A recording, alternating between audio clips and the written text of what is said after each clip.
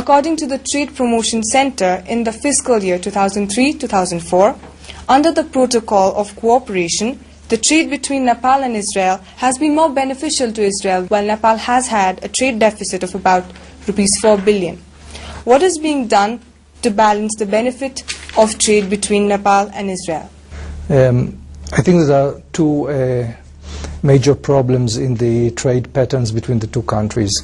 One of them, you have rightly pointed out, the imbalance in trade. The second one, which I found is even more disturbing, is the volume of the total trade. According to Israeli statistics for the year 2009, the export from Israel stood on only $5.5 million, while the import from Nepal was really negligible, less than $1 lakh US. So obviously there is imbalance here, that's true. But the problem is that, I mean, it's marginal trade. Now there are certain objective facts that I think cause that. The geographical distance, please bear in mind that also Nepal, when you look at the trade figures of Nepal, about I think more than 80% is done with both India and China, the neighboring countries. So the problem exists not only with Israel regarding the volume of trade, but with many other countries. The second problem is that despite the existence of this agreement, we see that agreements by themselves cannot solve anything. The question is how you implement it. And to implement an agreement, which is, I think, the agreement is important in itself by offering a direction, by identifying a problem that should be addressed. The way to solve this is to enhance the interactions between the private sectors in two countries. Government can offer directions, but as both Nepal and Israel believe in a certain degree of economic freedom and liberal economy, I think that the platform is left for the private sector. Now, what we have been trying to do here, and here come the subjective problems, is to try to create more awareness about the potential in Israel. And at the same time, I'm sure that the Nepali embassy in Tel Aviv is trying to inform the various business houses and leading private entrepreneurs in Israel about the possibilities in Nepal. And there are a lot of possibilities in both sides. However, to bring each other together become a problem. I can give you just one example. International fairs are very important. However, for us it's very hard to get information on time about organizing such events. If you want to invite Israeli entrepreneurs to participate in such trade fairs, you have to inform them a few months in advance. But if you get the information about such a fair only 3 weeks in advance, it's impossible to attract the attention of a serious Israeli partner. Another option is to try to encourage business men and entrepreneurs to visit each country. We've been trying to do it gradually through an agreement with the Agricultural Development Bank of Nepal. We have an agreement according to which Nepalese officials as well as entrepreneurs are visiting Israel, and Israeli experts are coming here. The idea is to show, the major idea behind it is to show to the both sides that first, Israel can offer something on a commercial business, know-how, skills, technologies, and secondly, that in Nepal there are entrepreneurs that are interested and are able to use this knowledge. Fairly recently we had one example of having a training course on poultry. And poultry is one of the promising branches here. So it can be explored. Tourism is another one. The issue is that in order to attract attention of business people in a global world, you have to see to it that Nepal will be a lucrative destination. And this means, beside the economic aspects, also guaranteeing a conducive environment for business, and it starts with politics.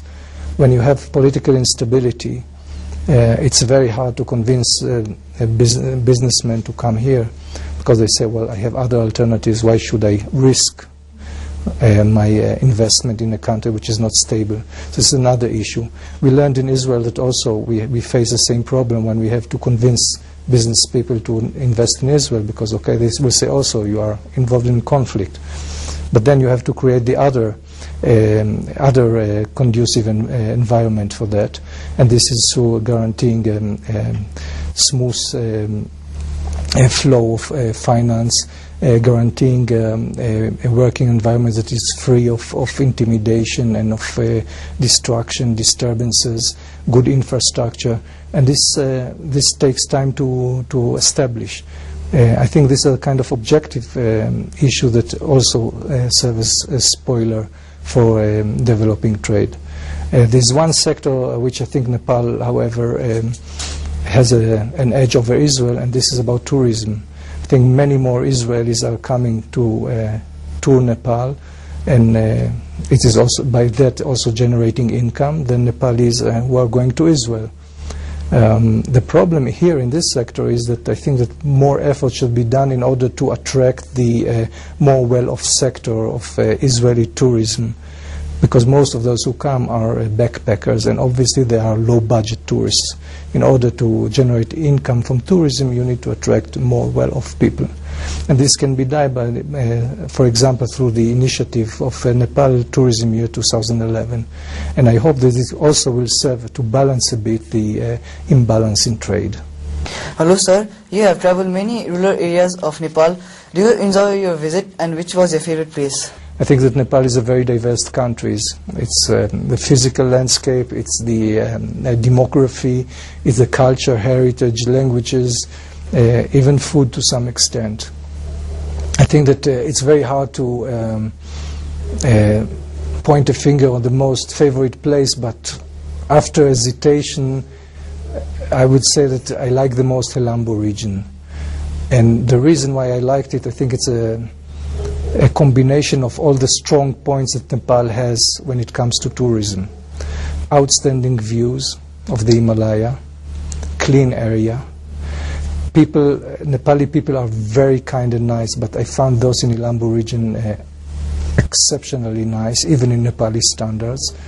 The combination of villages, prosperous villages with ancient villages, developed agriculture, hard-working people, and also fascinating cultural heritage. For example, the monasteries with the beautiful wall paintings. I think all in that together gave me the feeling that if only I can bring some of my friends here, this will be the place I want to bring them. And if only the area would be more accessible to tourism, it will be really a pearl in the touristic map of Nepal. As a child, did you ever dream of becoming an ambassador and working to develop relationship between Israel and other countries? I must be frank with you on this point. As a child, I didn't know that there is such a job as ambassador at all. I was not aware of diplomacy at all. But having said that, I come from a family of refugees. So I grew up in an environment in which international relations has a very practical implications, because had there been no international relation, most likely my family will not flee to Israel. So I grew up in an environment where trying to understand international relations and politics was of great importance. But even later, when I joined when I went to the university and I studied international relations, I was not sure what I want to do. And I think that I joined the ministry by coincidence. One of my colleagues in the university was a senior official in the Ministry of Foreign Affairs, and he encouraged me, why shouldn't you apply? And I tried, and here I am. So it's not something that I'm carrying with me, kind of a vision from early childhood, not at all. So what, according to you, can be done by the youths to strengthen the relationship between the two countries? We are just celebrating the establishment of 50th anniversary of diplomatic relations between the country. And then as I said, I think that a lot is to be done. We are living in a globalized world. It's not anymore a big advantage to move from one country to another. There's a lot of communication going on between countries, and this also valid to Israel and Nepal. Diplomacy has also changed a lot. If about 150 years ago you would speak about envoys, ambassadors sitting in their offices and communicating with the king or his court, nowadays you don't speak about that anymore. It's more about people to people, a whole developed and diverse infrastructure of non-governmental actors, international actors, transnational actors. So I think that the relations today are more diverse. Well, I am representing a government. There are the whole number of actors that don't belong to the governmental sector. For example, there are 2 Israeli NGOs that are active in Nepal. There are many people who come here, and once they return,